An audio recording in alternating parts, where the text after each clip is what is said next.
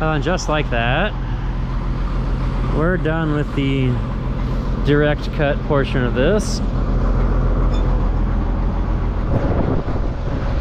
Time to put the, well, the row crop head on. Go get some corn.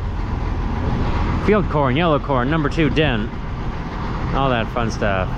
And Eva's been obsessed with rodents running out of everything. She doesn't realize that the machine's been running for like, 2 or 3 days now that we've been chopping it. There probably won't be anything running out of it.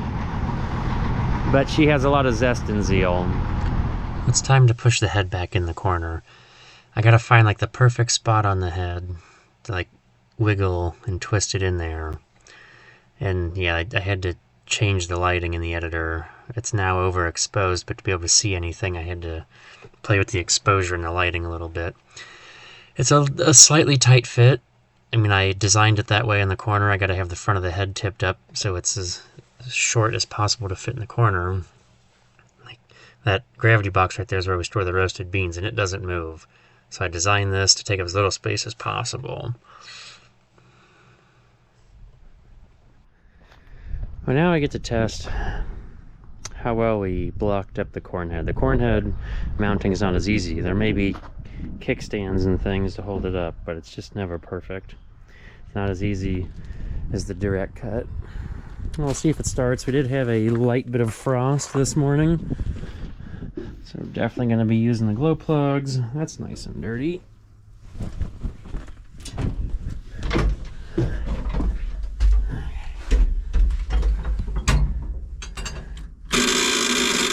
Of course that works on camera, so it's super loud. Give it some glow plugs. Glow plugs, glow plugs, glow plugs. I don't know, maybe that's long enough when the buzzer goes off. Ooh, she's cold. We may need more glow plugs and definitely more fuel. More fuel is always good, right? Don't want to have to get the go juice out. You know, every time I get the camera out trying to show off starting this thing, it's a little squirrely, isn't it? Come on. Something fire.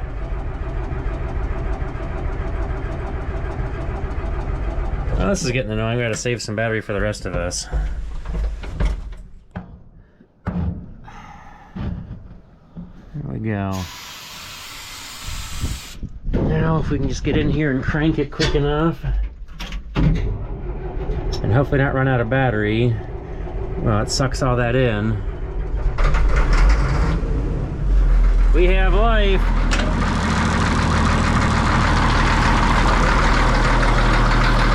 That's probably why this had the head rebuilt a long time ago.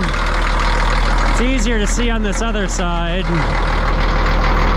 Of course, that's part of the water jacket and air intake there, but the head's been redone.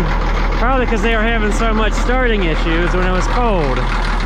And I don't think it solved the thing. I don't know what it is, but Cat didn't make a very good starting straight 6 on this one. The only thing that was good about the 3208s was that they always started and ran, that's for sure. That's about the only good thing I got to say about them. Okay, we're gonna creep up super slow.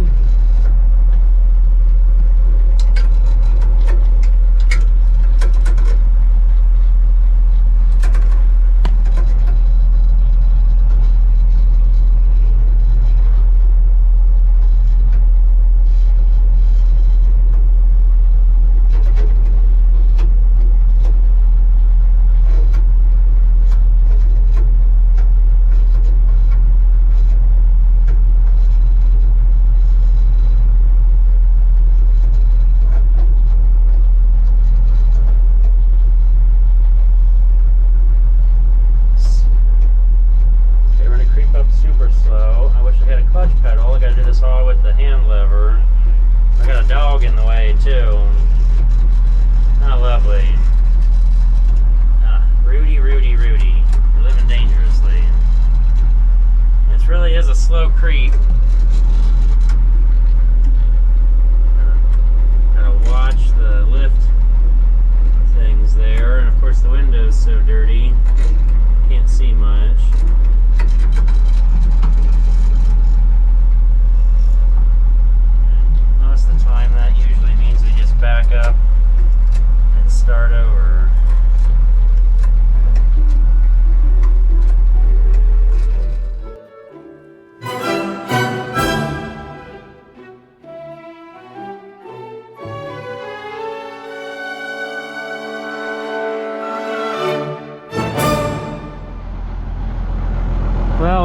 Sat this here on blocks, and something must have settled, or grew taller, or at least got it lined up right finally, and straight, because we're touching on both sides.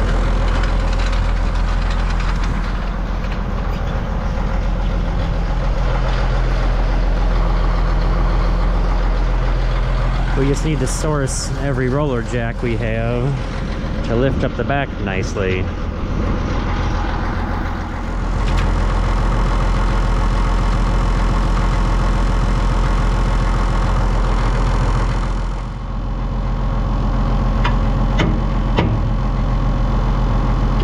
Anything's a hammer when you need it to be. So we got in here to where that roller was hitting the little lift block, and we had to use the jacks to lift the front up a little bit, and it just kind of, I don't know, we rocked it back on by hand almost. Yeah, somehow the direct cut they made so much easier than this.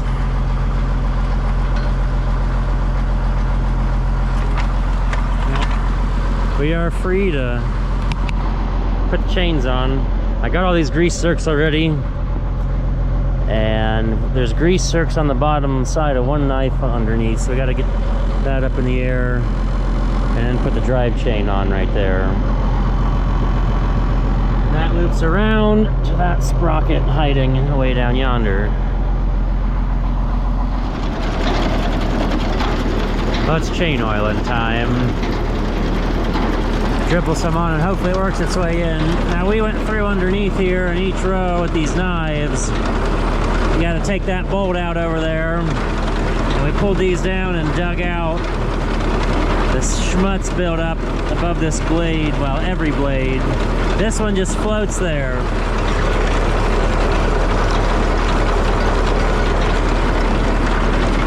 Yeah, and they were all packed full of gunk and goop and schmutz, and I am worried about them. We cleaned them out, but whatever was in there was not helping their lifespan. Like, I'm afraid we need to put those bearings on a list. And I know we got to put the drive shaft across the bottom there. We need to put that on a list, because one of those had a seal pushed out from being wrapped with stuff. But there was never any shielding from the bottom, so those don't wrap. That was never thought of from the factory. There's supposed to be shields right in here, but those never existed on this, or they weren't on it when we got it, and there was never a problem with those sprockets building up with stuff. It was just in the middle of the row units, wrapping.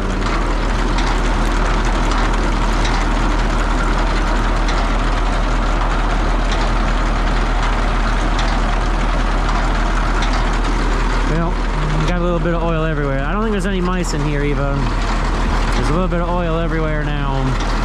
Guess we'll get ready to take this to the field and hope it holds together.